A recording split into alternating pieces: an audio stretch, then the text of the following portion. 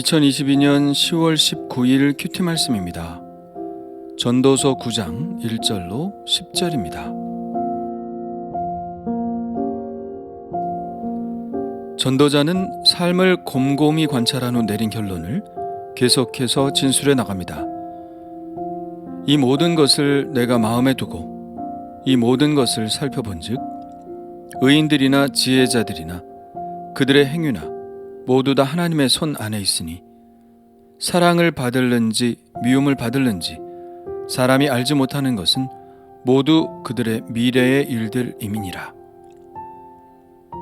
의인들이나 지혜자들은 당연히 칭찬을 받고 사랑을 받을 사람들이라고 생각하는 것이 일반적인 생각입니다. 그러나 그것도 실은 알 수 없는 일이죠. 사랑을 받고 미움을 받는 것도 다 하나님의 손 안에 있기 때문입니다.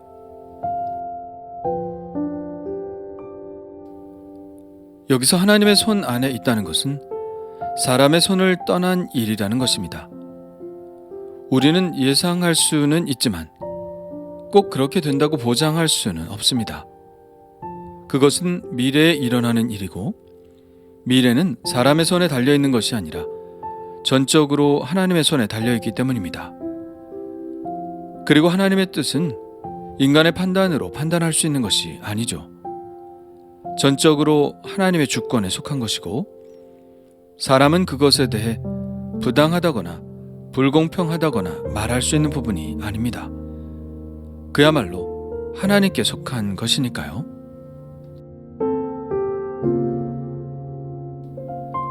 그가 보기에 사람의 삶은 거기서 거기입니다. 모든 사람에게 임하는 그 모든 것이 일반이죠. 이미 앞에서 사람의 삶은 죽음 앞에서 모두 평등하다는 것을 말했고 또 부조리한 측면에서도 고찰했습니다.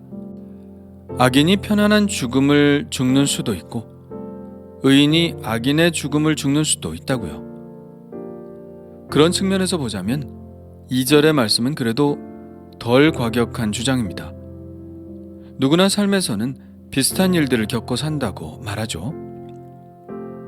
모든 사람에게 임하는 그 모든 것이 일반이라 의인과 악인, 선한 자와 깨끗한 자와 깨끗하지 아니한 자, 제사를 드리는 자와 제사를 드리지 아니하는 자에게 일어나는 일들이 모두 일반이니 선인과 죄인, 맹세하는 자와 맹세하기를 무서워하는 자가 일반이로다. 그렇다면 어떤 점에서 일반이라고 하고 있는 것일까요? 그는 모든 사람들이 겪는 일을 이렇게 단순화시켜 말합니다. 모든 사람의 결국은 일반이라. 이것은 해 아래에서 행해지는 모든 일 중에 악한 것이니 곧 인생의 마음에는 악이 가득하여 그들의 평생에 미친 마음을 품고 있다가 후에는 죽은 자들에게로 돌아가는 것이라. 그는 자신의 진술에서 악한 자와 선한 자, 지혜자와 우매자를 비교하고 있지만 여기서는 그저 사람을 죄인이라고 봅니다. 인생의 마음에 있는 것은 결국 악이라는 것이죠. 어떤가요? 동의할 수 있나요? 적어도 이 주장은 성경이 말하는 것과 같습니다.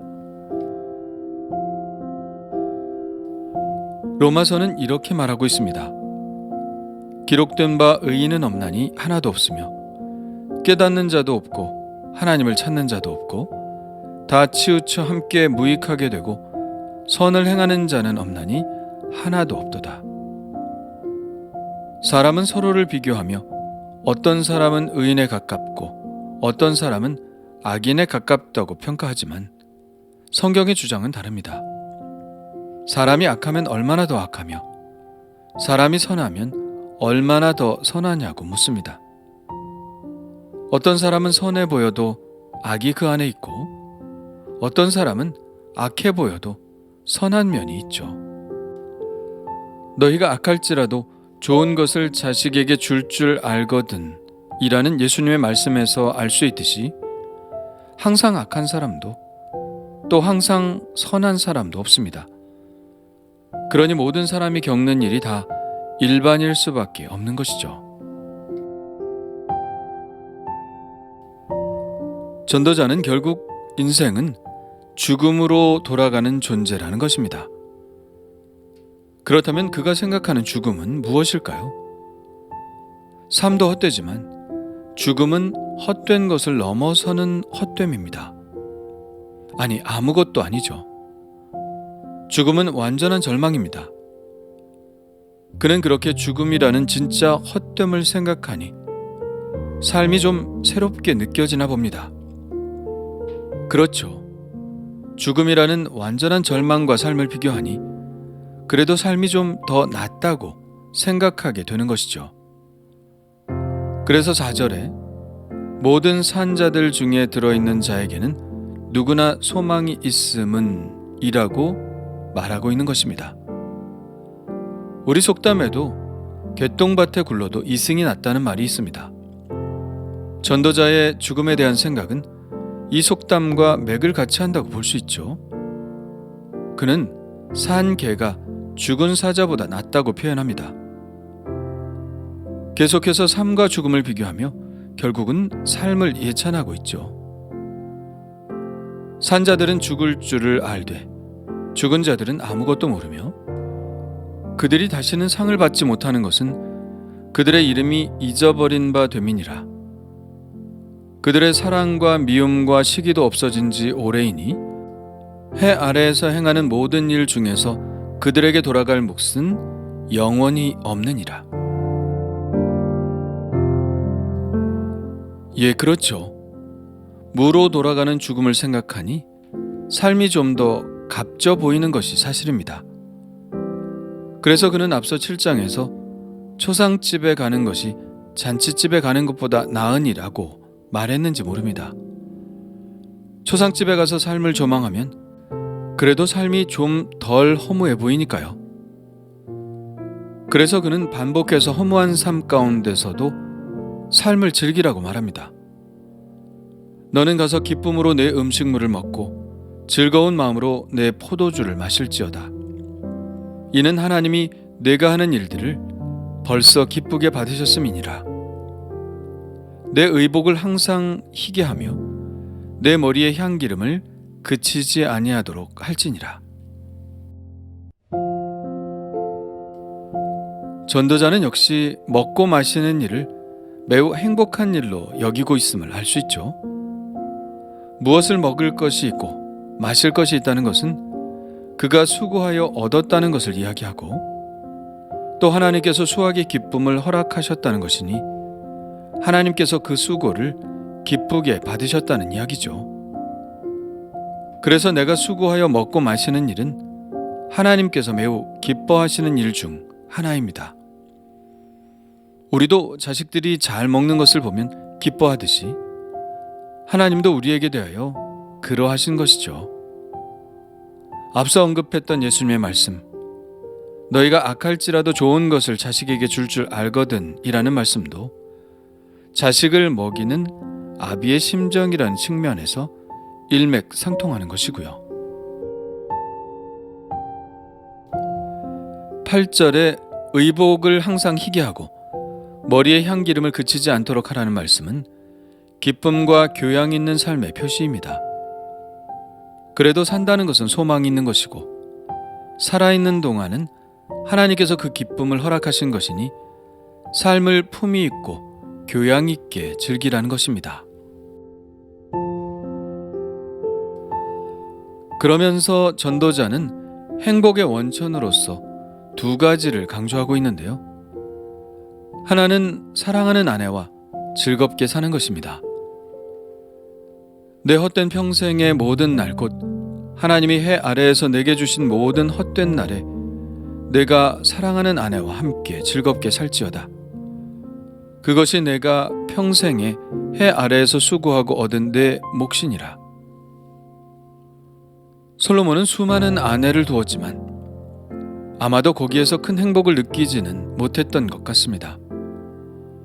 사랑하는 한 명의 아내와 행복하고 즐겁게 사는 것이 하나님이 주신 최대의 행복이라고 말하고 있죠.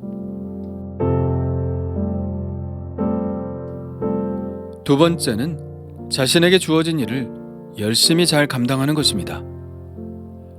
내 손이 일을 얻는 대로 힘을 다하여 할지어다.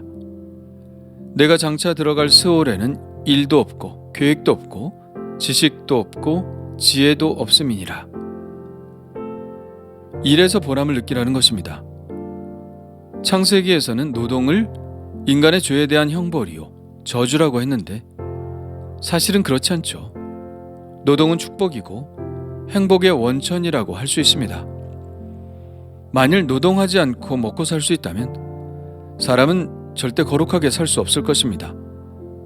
금방 타락해 버리겠죠. 남는 시간과 남는 물질은 우리를 죄로 이끄니까요.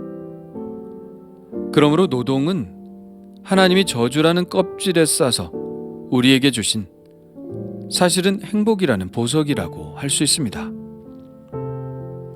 요약하자면 행복의 원천은 일과 가정이죠. 일을 열심히 하여 자기 자신과 가족의 몸을 보존하고 또 보람을 느끼고 사랑하는 아내와 자녀들과 함께 행복하게 사는 것. 그것이 이 세상에서 그가 행복이라 여기는 최고의 선물입니다. 오늘 말씀을 보면서 우리가 전도자보다는 훨씬 행복하구나 하는 생각을 갖게 되었습니다. 그에게는 아직 영생의 계시가 열리지 않아서 해 아래의 것들만 바라볼 수밖에 없지만 우리에게는 예수 그리스도께서 열어주신 영생의 계시가 있기에 이 세상에서의 삶이 결코 헛된 것이 아니라는 사실을 알고 있고 또 죽음 이후에도 오히려 더 아름다운 삶이 우리를 기다리고 있다는 사실을 알고 있죠. 참으로 감사한 일입니다. 그럼에도 불구하고 전도자의 교훈이 우리에게 깊게 다가오는 것은 그가 무슨 대단한 업적이 행복을 가져다 준다고 말하고 있지 않다는 점입니다. 우리가 느끼는 행복은 일상에 있다고 말하죠. 그러므로 삶의 행복은 누구나 다 맛볼 수 있는 것입니다. 일과 가정이 있다면 말이죠. 오늘도 내게 주신 가정과 내게 주신 일을 기쁘게 여기며 살기 원합니다.